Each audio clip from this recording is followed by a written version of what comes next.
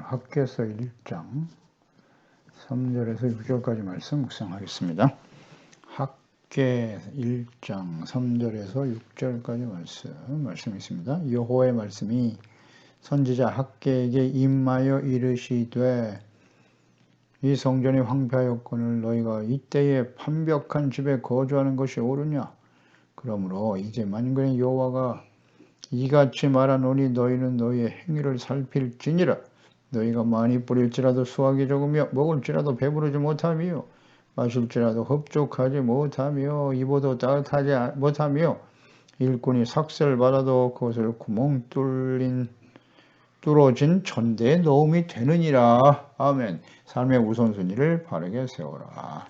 하나님의 은혜로 감격하여 눈물을 흘리면서 예루살렘으로 돌아온 하나님의 백성들 70년 동안의 연단의 세월을 마치고 돌아왔습니다.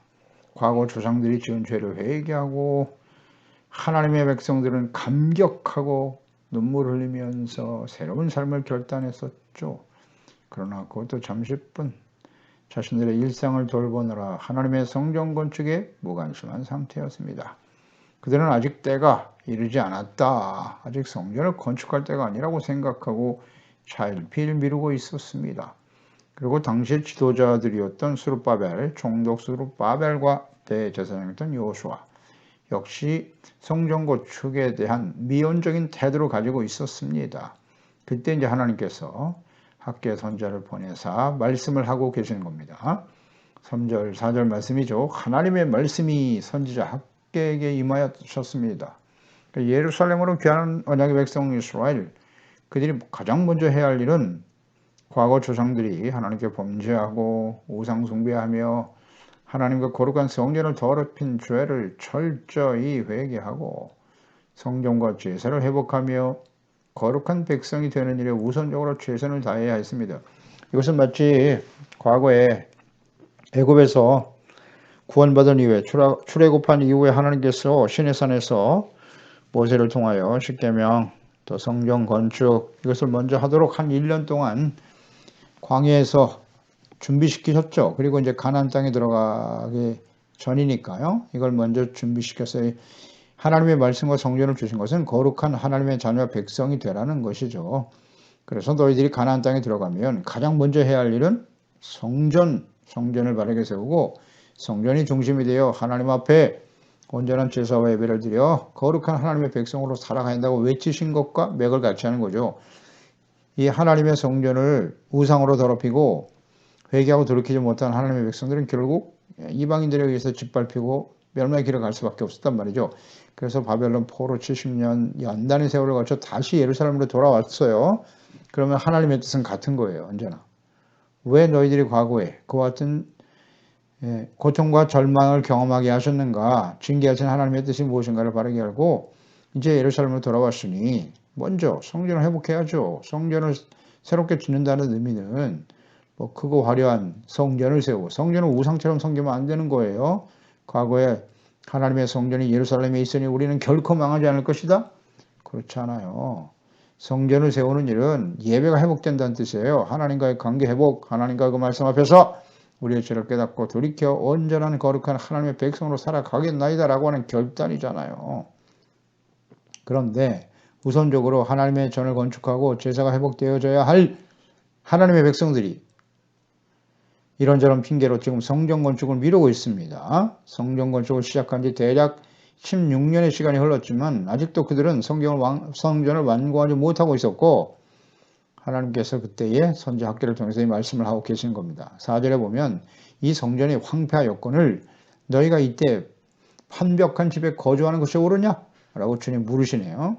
그러니까 예루살렘으로 돌아온 유다 백성들이 이렇게 성전 건축을 하지 않는 이유에 대해서 여러 가지 변명을 하고 있었습니다만은 그에 대한 하나님의 답변과 말씀인 것이죠. 그러니까 유다 백성들이 성전을 건축하지 못한 이유, 이것은 경제적인 궁핍이나 뭐 아직 때가 되지 않았다, 혹은 주변의 어떤 정치적인 여건 때문에 방해가 굉장히 심했죠. 사마리아 사람들이. 그래서 하나님의 성전이 그냥 방치되었어요. 뭐 기초만 쌓고 폐허처럼 되어버렸단 말이에요. 성전을 계속 짓지 못했기 때문에. 황무하게 되었지만 이들은 오히려 자신들의 집은 호화롭게 꾸미고 있었다는 거예요. 이 판벽한 집에 거주하는 것이 옳으냐라고 주님 말씀하시는데, 이 판벽한이라고 하는 히브리어가 사판 혹은 세푸님, 이것은 지붕이 덮인 상태를 의미하는 거예요. 그리고 호화로운 사치품으로 치장하는 것을 뜻하기도 하는 말이죠. 단어입니다. 그러니까 이것은 성전은 건축을 시작했지만 중단해 버렸고 이제 폐허와 같은 상태가 된 그런 상황이었습니다. 우리가 뭐 주변에 간혹 뼈대만 세워놓고 오랫동안 방치된 폐허와 같은 뭐 아파트나 건물들을 종종 보게 되죠. 그런 식으로 하나님의 성전이 지금 완성되지 못한 상태에 폐허로 남아 있었다는 거예요. 그럼에도 불구하고 유다 백성들이 자신들의 집은 완전한 모습을 갖추고 오히려 더 호화로운 장식들로 치장하고 있었다는 것입니다. 성전은 그냥 폐허로 방치해두고. 그것이 옳으냐? 라고 주님께서 지금 물으시는 거예요. 그러니까 이는 성전에 대한 무관심이죠. 관심이 없었다는 거예요. 하나님의 백성들이. 그리고 더 나가서 제사와 예배하는 일에 무관심했다는 의미겠죠. 그러니까 삶의 우선순위와 관련된 것이라고 보면 되죠. 삶의 우선순위가 하나님을 경외하고 예배하고 의롭고 거룩한 하나님의 백성으로 살아가는 것이 아니라 자신의 유익과 편안함을 추구하려고 하는 일에 맞춰져 있었다는 거예요. 이걸 지금 하나님께서 지적하고 계시는 겁니다. 성전을 빨리 지어라. 단순히 성전을 세운다라고 하는 의미가 아니라, 그러니까 성전과 교회를 뭐 크고 화려하게 건축하라고 하는 것이 아닙니다. 하나님의 뜻은 거기에 있잖아요. 하나님을 사랑하고 그리고 그 하나님을 경외하는 거예요. 온전하지 못하죠. 우리가 예루살렘에 돌아와서 70년 연단의 시간을 거쳐서 예루살렘에 돌아왔다고 해서 그들이 완전한 사람이 된 것일까요? 그렇지 않죠. 그렇기 때문에 매일매일 삶 속에 하나님께서 이스라엘 백성들에게 명령하신 예배, 규례가 있지 않습니까? 민수기 28장에 상번제 드려라. 아침 저녁으로 항상 하나님께 제사를 드려야 되고 7일째는 안식일 때 하나님께 제사를 드려야 되고 그 다음 월삭, 매달 첫날을 하나님께 제사와 예배를 드려라. 그리고 6월절, 77절, 그 다음에 장막절을 지키라고 주님 말씀하신 거예요. 그러면 거의 매일 하나님 앞에 예배하고 기도하고 제사를 드리라는 뜻이죠. 이것은 우리가 매일매일의 삶의 여정에 범죄할 수밖에 없는 저희들이기 때문에 그래요. 주님이 명령하셨잖아요. 왜 우리가 하나님 앞에 예배를 드려야 하는지 말이죠. 하나님 말씀 앞에서 우리의 죄를 버리고 씻음받고 용서받고 하나님과 올바른 관계 속에 살아가는 것이 중요하기 때문이에요. 그러니까 하나님의 성전을 건축하다라고 하는 이 말씀의 의미는 왜 너희는 하나님을 바르게 섬기고 그 하나님 앞에 의롭고 거룩한 백성이 되는 일에 무관심하냐는 거예요. 자신이 집을 치장하고 개인적인 삶을 추구하고 편안함을 추구하는 일은 상당히 관심이 많으면서 말이죠. 그 삶의 우선순위가 지금 잘못되고 있다는 뜻이에요.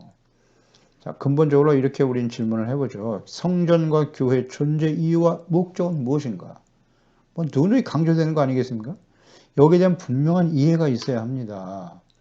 예수님 당시에 예수님께서 이제 십자가 지시기 위해서 예루살렘에 들어오셨고, 뭐 그 전에도 한번 요한복음 2장 13절 이하에 이런 성전을 청결케 하시는 일이 있었습니다. 유대인의 6월절에 가까운지라 예수께서 예루살렘으로 가셨는데 성전 안에서 소와 양과 비둘기파하는 사람들, 돈 바꾸는 사람들이 앉아있는 것을 보시고 노끈으로 채찍을 만들어 양이나 소를 다 성전에서 내쫓으셨죠. 돈 바꾸는 사람들 돈을 쏟으시고 상을 엎어버리셨어요. 비둘기 파는 사람들이 계실 때 이것을 여기서 가져가라. 내 아버지의 집으로 장사하는 집을 만들지 말라 하시니 제자들이 성경 말씀에 주의 전을 사모하는 열심히 나를 삼키라 한 것을 기억하게 되었다는 거죠. 이 유대인들이 대답하여 예수께 말하기를 네가 이런 일을 행하니 무슨 표적을 우리에게 보이겠느냐. 예수께서 대답하여 이르시되 너희가 이 성전을 헐어라. 내가 사흘 동안 일으키리라. 유대인들이 이르되 이 성전은 46년 동안의 지역권을 내가 3일 동안에 일으키겠느냐 하더라. 그러나 예수는 성전된 자신의 육체를 가리켜 말씀하신 것이다. 46년 된 성전을 자랑하고 있었죠. 크고 화려한 성전을. 그러나 예수님은 다 헐어버리라고 그렇게 강도의 소굴을 만들고 하나님 앞에 예배와 기도를 바르게 드리지 못하는 성전은 의미가 없다는 거예요. 그래서 예수님이 십자가에서 죽으시고 부활하신 3일 동안 3일 만에 부활하심으로써 새로운 성전을 세우실 것이다 라는 말씀을 하신 거죠. 그러니까 예수님을 통해서 이제는 죄사함 받고 용서받고 하나님과 화목하고 성전의 의미, 존재 의미가 뭐냔 말이에요. 죄사함 받고 용서받아 거룩한 하나님의 자녀가 되고 그래서 하나님과 화목하게 되어지는 것 아니겠습니까? 이것이 성전의 존재 이유고 제사와 예배의 목적이란 말이죠. 그래서 로마서 12장 1절에 말씀하죠. 그러므로 형제들아 이 신득의 믿음으로 의롭다함을 얻은 하나님의 자녀들아 예수 그리스도 안에서 구원받은 하나님의 자녀들아 내가 하나님의 모든 자비하심으로 너희를 권하노니 너희의 몸을 하나님이 기뻐하시는 거룩한 산 제물로 드려라. 이는 너희가 드릴 영적 예배, 합당한 예배라고 말씀하고 있죠. 과거에 크고 화려한 가톨릭 성당들을 보세요. 지금 뭐 관광업소가 되어버렸죠. 오늘날도 크고 화려한 교회를 건축하지만 온전한 예배와 거룩한 삶을 잃어버린 교회와 그리스도인들에 대한 예수님의 그 진노하심 역시 마찬가지일걸요. 예수님은 그런 교회를 보고 성도들을 보고 슬픔과 탄식, 진노하시고 계실 거예요. 성전을 더럽히니까. 당시 하나님께서 성전 건축을 권면하고 있는 이유는 온전한 제사를 통해서 하나님께 나아가 죄사함 받고 용서받고 거룩한 하나님의 백성으로 살아가는 하나님의 나라가 새로 세워지기를 간절히 원하시기 때문입니다. 왜 70년 동안 포로 생활을 했어야만 하는가에 대한 분명한 이해가 있어야 된다는 거죠. 그래서 하나님의 나라와 그의 의를 먼저 구하기보다는 그 당시 그 시대에 유대 백성들이 예루살렘에 온 백성들이 좋은 집 짓고 편안한 삶을 추구하려고 하는 일에 삶의 목적을 두고 있었단 말이에요. 그런 하나님의 백성들을 지금 책망하고 계시는 거예요. 일깨워 주시는 거죠. 자, 오늘날 우리는 어떠한가요? 우리의 삶의 우선순위와 삶의 목적을 어디에 두고 살아가고 있나요? 중요한 문제입니다. 5절에 보면 그러므로 이제 만군의 여호와가 이같이 말하노니 너희는 너의 행위를 살펴라. 이렇게 말씀하셨네요. 너희는 너희의 행위를 살펴라. 너희는 누구예요? 70년 동안 연단받고 예루살렘에 돌아온 하나님의 백성들이죠. 너희 행위를 살피라고. 이 행위라고 하는 말은 자신들이 살아온 삶의 방식과 과정 혹은 삶의 우선순위를 어디에 두고 살아가고 있는지를 잘 생각해 보라는 뜻이겠죠. 이 살피다라고 하는 이 히브리어 단어가 레바부심이거든요. 그러니까 마음과 정신을 어디에 두다 혹은 정하다, 확립하다 이런 의미를 가진 말이란 말이에요. 그러니까 마음과 생각, 삶의 목적과 이유, 가치와 사랑을 어디에 두고 어디에 확립하고 살아가고 있는지를 살펴 점검하고 보아라는 거예요. 그런 뜻이죠. 지금 우리의 삶의 목적, 가치 중심, 가치와 사랑을 어디에 두고 있나? 예수님께서 마태복음 6장 24절에 말씀하셨어요. 한 사람이 두 주인을 섬기지 못할 것이다. 혹 이를 미워하고 저를 사랑하거나 혹 이를 중히 여기고 저를 경히 여김이라. 너희가 하나님과 재물을 겸하여 섬기지 못하나니라. 아멘입니다. 이건 뭐 너무 중요한 말씀이니까 계속 반복하여 듣게 되는 거예요. 우리가 하나님과 재물 두 주인 절대 겸하여 섬길 수 없어요. 사랑과 가치를 하나님께 두고 있느냐 재물에 두고 있느냐. 마태복음 6장 31절 33절 그러면 염려하여 이르기를 무엇을 먹을까 무엇을 마실까 무엇을 입을까 하지 말라.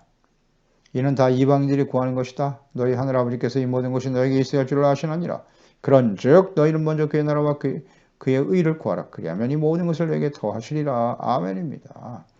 삶의 우선순위를 무엇을 먹을까 입을까 마실까 거기에 두고 있다면 그건 이방인들이라고 하나님이 없는 사람들이라고. 그런데 예루살렘에서 돌아와 성전 건축에 무관심하고 있었던 학계 선지자 시대에 하나님의 백성들이 이와 같았다는 거죠. 지금 이걸 주님께서 깨우쳐 주시는 거예요. 오늘날 이 시대를 살아가는 우리들도 마찬가지고요. 하나님의 나라와 그의 의를 구하는 것이 진정 우리의 삶의 우선순위인가요? 아니면 여전히 무엇을 먹을까 입을까 마실까 경제활동 먹고 살아야 하니까 하나님이 그걸 무시하십니까? 일도 하지 말라고 하십니까? 아니에요. 우선순위의 문제란 말이죠. 히브리서 12장 11절 이하에도 보면 하나님께서 무릇 징계가 당신은 즐거워 보이지 않는다. 하나님의 자녀들에게 징계를 하시는 이유가 있다. 슬퍼 보이지만 후에 그런 말미암아 연단받은 자들은 의와 평강의 열매를 맺게 하시는 거라고. 그러므로 이런 시련과 어려움을 만날 때는 연약한 무릎을 일으켜 세우고 발을 위하여 곧은 길을 만들어라고. 저는 다리로 하여금 어그러지지 않게 고침을 받게 하라고. 바른 길을 가라고요. 모든 사람과 더불어 화평하고 거룩함을 따라라. 화평, 거룩. 이것이 없이는 아무도 주를 보지 못하리라. 아멘. 너희는 하나님의 은혜에 이르지 못하는 자가 없도록 하고 또 쓴뿌리가 나서 괴롭게 하여 많은 사람이 이로 말미암아 더럽게 되지 않도록 조심하라고. 음행하는 자 혹 한 그릇을 음식을 위하여 장자의 명분을 판 에서와 같이 망령되한 자가 없도록 살펴라. 잘 살피라잖아요. 너희가 아는 바와 같이 그가 후에 축복을 이어받으려고 눈물을 흘리며 구하되 버린 바가 되어 회개할 기회를 얻지 못했다고. 에서 같은 사람이 되지 않도록. 그런 사람이 없는지 우리 자신을 잘 살피라는 거잖아요. 그래서 하나님이 주시는 징계와 시련들 앞에서 겸손하게 죄악된 길을 버리고 연약한 무릎을 일으켜 세우고 기도하며 의와 평강의 열매를 맺어가는 자들이 되라고 말씀하고 계십니다. 이것이 언제나 우리의 삶의 우선순위가 되어야 한다는 것이지요. 그래서 하나님의 성전을 건축하고 제사와 예배를 드린다. 예배를 드린다. 그래서 하나님과 관계가 회복되는 것이잖아요. 거룩한 하나님의 백성으로 살아가는 일이죠. 하나님과 화목한 일보다도 자신의 유익과 편안한 삶을 추구하면서 무엇을 먹을까 입을까 마실까를 먼저 구하는 자들. 그들이 당시에 하나님의 예루살렘에 돌아온 하나님의 백성들의 모습이었고 우리가 성경과 역사에서 확인하듯이 볼 수 있듯이 모든 시대의 하나님의 백성들의 모습이었고 그러니까 하나님의 아들 예수 그리스도를 보내셨으나 그들은 예수님을 십자가에 버린 겁니다.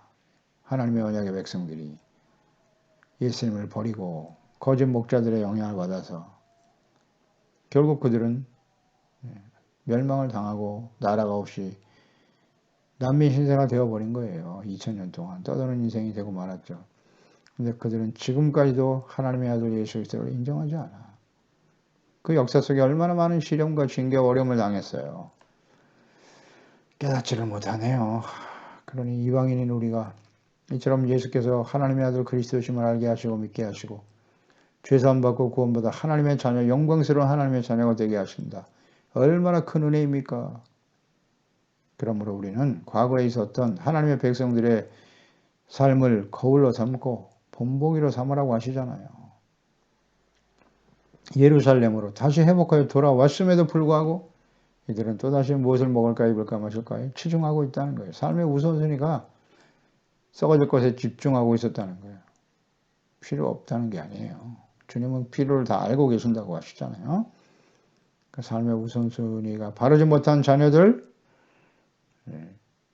어떻게 될까요? 그 결과가 6절에 잘 나와 있네요. 너희가 많이 뿌릴지라도 수확이 적으며 먹을지라도 배부르지 못할 것이고 마실지라도 흡족하지 못하며 입어도 따뜻하지 못하며 일꾼이 삭슬 받아도 그것을 구멍 뚫린 전대에 넣음이 되느니라. 아멘. 야, 이건 표현이 아주 현실적이고 아주 정확하게 기록해 놓으셨네요. 하나님께서 우리 사정을 너무 잘 아시니까요. 그러니까 삶의 우선순위가 바르지 못한 자녀와 백성들의 삶은 하나님의 뜻은 그 결과는 이와 같다는 거예요. 이게 하나님이 말씀하신 내용이니까 그대로 되겠죠? 많이 뿌릴지도 열심히 수고하고 애를 쓰는 거예요. 노동의 대가를 주고 많은 시간을 할애하면서 좀 더 나은 삶을 위해서 수없이 노력하고 애를 쓰지만 열심히 씨를 뿌려도 수확이 없다. 결과를 얻지 못한다는 거예요. 혹시 이러한 마음으로 지금 현실을 살아가고 있지는 않나요? 열심히 산다고 애는 쓰는데 결과물이 없어. 결과물이. 혹시 그러진 않나요? 또 먹을지라도 배부르지 않아. 그러니까 육체의 사람들의 마음속에 하나님과의 관계가 단절되면 말이죠. 하나님이 주신 사랑과 은혜가 끊어지기 때문에 공허할 수밖에 없어요. 그래서 사람들은 그것을 돈으로 채우고 혹은 뭐 맛있는 음식을 먹고 좋은 옷을 사 입고 뭐 열심히 여행도 다녀보고 이런 것으로 채우려고 하지만 그 영혼의 건고함은 이렇게 먹어도 배가 부를 수 없는 거예요. 배부르지 않다. 참된 만족을 누리지 못한다고 말씀하시잖아요. 배부른 사람, 만족한 사람은 어떤 사람에게 주어진다? 예, 팔복. 의에 줄이고 목마른 자는 복이 있나니 저희가 배부를 것입니다. 의에 줄이고 목마른 자가 되어야 되는 거예요. 죄를 버리고 의를 회복하는 이 삶을 추구해야죠. 그럴 때 참된 만족이 찾아오는 거예요. 죄사함 받고 용서받고 의롭다함을 얻고 하나님의 자녀로서 거룩한 자녀로 회복될 때 참된 만족이 찾아온다. 아멘. 아니, 뭐라면 안 됩니다. 마실지라도 흡족하지 못하다. 입어도 따뜻하지 못해. 아무리 좋은 옷 입고 명품으로 휘감아도 마음은 공허하고 차갑게 그지없죠. 따뜻함이 없어. 만족이 없다는 얘기죠. 또 일꾼이 삭슬 받아도 구멍 뚫린 전대에 넣은 것과 같다. 열심히 노력하고 수고해서 돈을 버는데 구멍 뚫린 전대. 나가는 돈이 더 많아. 이런 일이 벌어진다는 거예요. 하나님과의 관계 속에서 이 우선순위가 잘못되어질 때 하나님의 성전을 바르게 세우고 이것은 그저 성전을 크고 화려하게 지으면 복을 받는다. 그런 개념이 아닙니다. 이걸 이런 식으로 가르치면 안 돼요. 목사들은. 성전을 짓는을 위해서 헌신하시오. 그러면 하나님이 당신을 축복해 주시고. 이거 뭐 카톨릭, 부패한 카톨릭의 모습과 뭐가 달라요? 베드로 성전 지을 때 보세요. 성전을 짓는 일을 위해서 당신이 헌금하고 땡가랑 소리가 나는 순간 당신의 영혼이 연옥에서 천국으로 올라갈 것이라고? 죽은 너의 가족들이 연옥에서 천국으로 돌아갈 것이다. 이런 가짜들이죠. 이게 거짓 목사들이에요. 이게 거짓 선자들이죠. 이렇게 사람들을 속인단 말이죠. 오늘도 비슷하게 설교하고 말하는 사람들이 많죠. 목사들도. 성전을 크고 화려하게 짓는 것이 천국 가는 길이 아닙니다. 하나님 크고 화려한 성전보다는 하나님 앞에 거룩한 온전한 예배를 드려야죠. 우리의 몸을 하나님이 기뻐하시는 거룩한 산 제물로 드리고 의와 거룩하고 진실한 하나님의 말씀 앞에서 자신의 죄를 겸손히 깨닫고 돌이키고 용서받고 의롭다함을 얻고 하나님의 백성답게 살아가는 일에 힘써야 된다는 뜻이잖아요. 성전을 세우라는 것은 삶의 우선순위를 바르게 세우라는 뜻이겠죠. 그렇지 않으면 우리가 이 세상에 사는 동안 아무리 수고하고 많은 것을 얻는 것 같아도 만족함이 없습니다. 뭐 돈을 벌어도 질병으로 치료비가 더 많이 나가. 불필요하고 예기치 못한 지출들이 계속 발생한다는 거잖아요. 구멍 뚫린 전대에 넣는 것과 같다. 열심히 애는 쓰는데 말이에요. 엉뚱한 돈이 더 많이 나가. 그래서 하나님을 바르게 하나님이 우리의 삶의 중심이 되고 예배드리고 그 예배의 목적을 잘해 예배 횟수가 중요한 게 아니라고 그랬죠. 내가 얼마나 봉사를 하고 어떻게 헌금을 드리고 그거 자체가 의의라고 생각하면 안 돼요. 그건 너무나 마땅하고 당연한 일인데 의미를 알아야죠. 왜 예배를 드려야 하는지, 왜 경건의 삶을 실천해야 하는지. 경건의 모양은 있는데 능력이 없어. 경건의 능력은 무엇입니까? 하나님을 경외하는 것이죠. 하나님을 경외하는 것이란 하나님을 사랑하고 믿고 그 말씀을 지켜 순종하는 것이잖아요.